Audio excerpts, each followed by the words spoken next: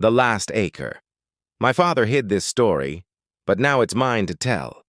My brother and I hadn't spoken in 4 years, not since the funeral. We both inherited the family farm out near the Appalachian foothills.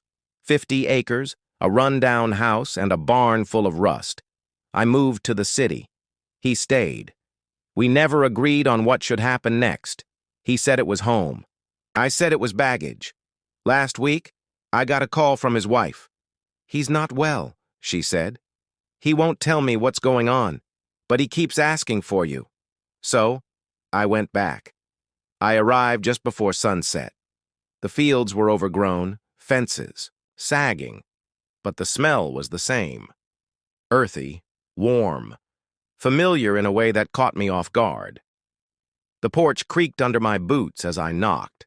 His wife, Lena, opened the door, hugging me too tightly for someone I hadn't seen in years. "He's in the barn," she whispered, like the walls were listening. "He hasn't been sleeping. Says it's something about the last acre." The last acre. That was what our dad used to call the back corner of the property, untouched since before we were born. We were never allowed back there. He'd just say, "Some land don't want to be bothered."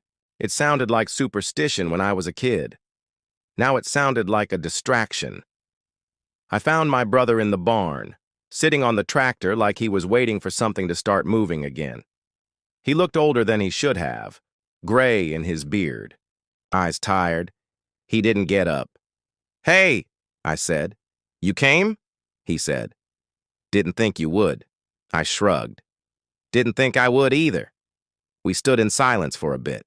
That kind of silence only brothers can sit in.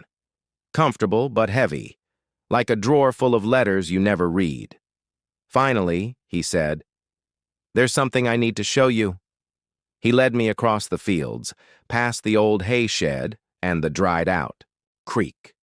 The last acre sat at the very edge, wild, tangled, half-swallowed by forest.